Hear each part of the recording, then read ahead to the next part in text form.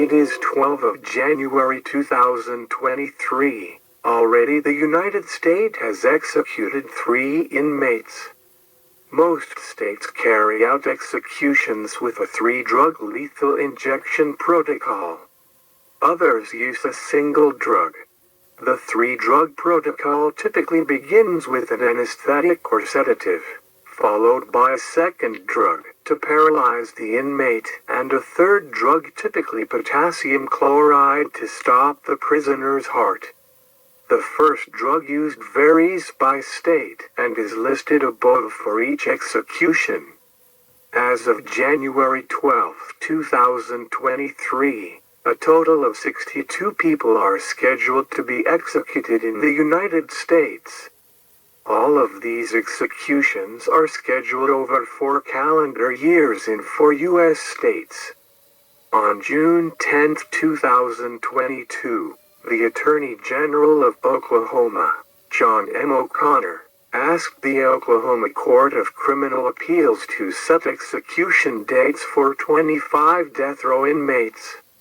He requested the executions occur every 4 weeks on a Thursday, commencing on August 25, 2022.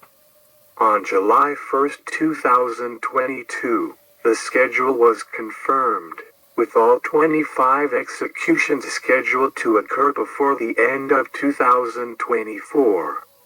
Scott Eizember was executed today, the 12th of January 2023, in Oklahoma. He was executed for the bludgeoning death of Patsy Cantrell, 76, and to 150 years in prison in the shotgun slaying of Patsy Cantrell, 70, at their Depew home in 2003. Eizember broke into the Cantrells' home to watch and wait for his ex-girlfriend to return to her mother's house across the street. Eizember took the elderly couple hostage. Patsy Cantrell grabbed his shotgun and fired at Eizember, but in the chaos his wife was shot and killed. Eizember then beat Cantrell to death with the gun. Eizember was also convicted of shooting with intent to kill his ex-girlfriend's 16-year-old son, and assault with a dangerous weapon against his ex-girlfriend's mother. Following his deadly crimes in Depew, Eizember led authorities on a 37-day manhunt, one of the longest in Oklahoma history. He stole a woman's car and fled 200 miles east to Arkansas, where he ran out of gas. He faked an injury, duped a doctor and his wife and son into helping him, then held them at gunpoint while driving their van 300 miles south. When the couple talked Eizember into stopping for a restroom break, the doctor retrieved a pistol in his van and shot Eizember. Eizember fled about 10 miles away, to Corrigan, Texas. He stopped at a food store to get help for his wound, but left. However, a store clerk described Eizember to authorities, who stopped him and took him to the hospital. There, they learned he was wanted for murder. Texas authorities arrested Eizember. In 2015, the 10th U.S. Circuit Court of Appeals split 2-1 to uphold Eizember's death sentence. Current Supreme Court Justice Neil Gorsuch, who served on the appeals court at the time, voted to uphold the death sentence.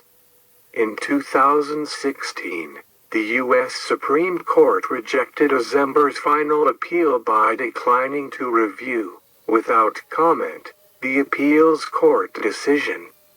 In December 2022, the Oklahoma Pardon and Parole Board voted 3-2 to deny Eizember clemency.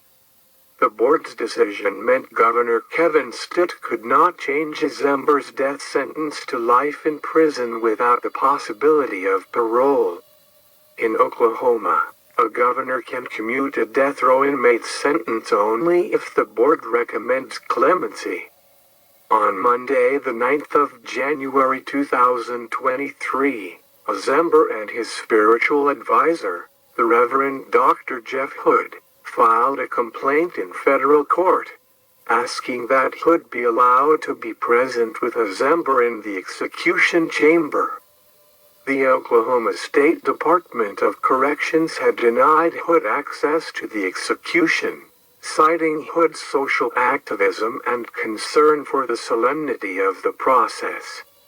On Wednesday, the 11th of January 2023, Department Director Stephen Harp announced the reversal of the decision to deny Hood access.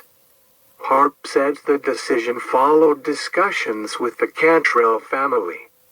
The family members of the victims in this case are ready for closure, and they understand that the lawsuit challenging the decision to deny chamber access to the activist could lead to Thursday's the 12th of January 2023 execution being stayed, Harp said in a statement.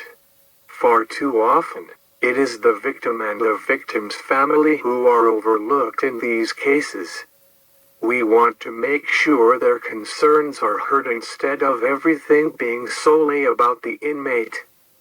Protesters gathered at the governor's mansion in Oklahoma City to rally against Eizember's execution. The protesters gathered Thursday, the 12th of January 2023, in the morning prior to Eizember's scheduled execution at 10 a.m.